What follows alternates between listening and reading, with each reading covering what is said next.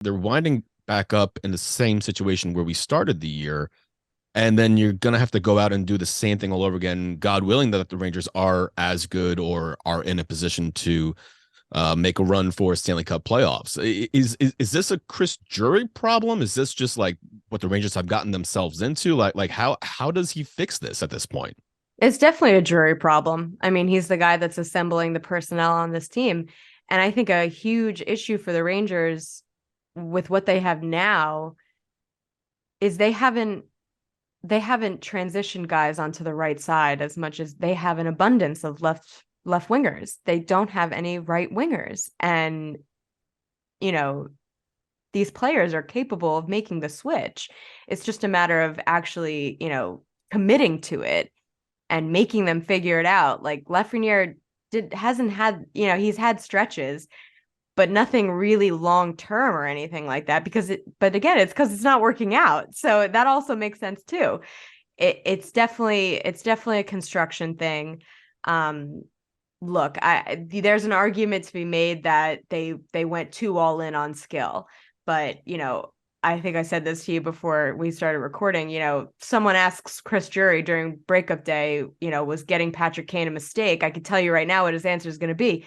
You have the opportunity to acquire Patrick Kane for as little as he did. You take that every single time, because a Patrick Kane operating at 50% is still better than probably half the NHL. So not to say that, those moves were the wrong moves, because I really don't think they were. This is the genetic makeup of the Rangers. They are a high skill team, and they are a team that is so, dependent on their individual talent.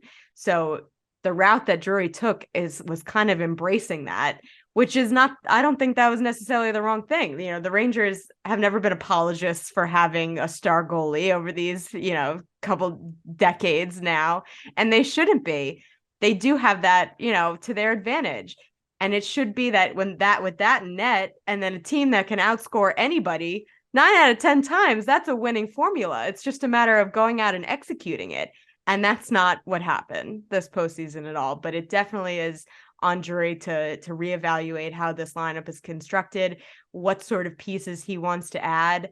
Do the Rangers want to add a bit more toughness and a bit more sandpaper to the lineup to make it less homogeneous? I think so. I think that might be at least one player will probably come in and have that sort of genetic makeup, to try and break up this high skilled lineup that they have that, gets bodied off the puck, is shooting from far away.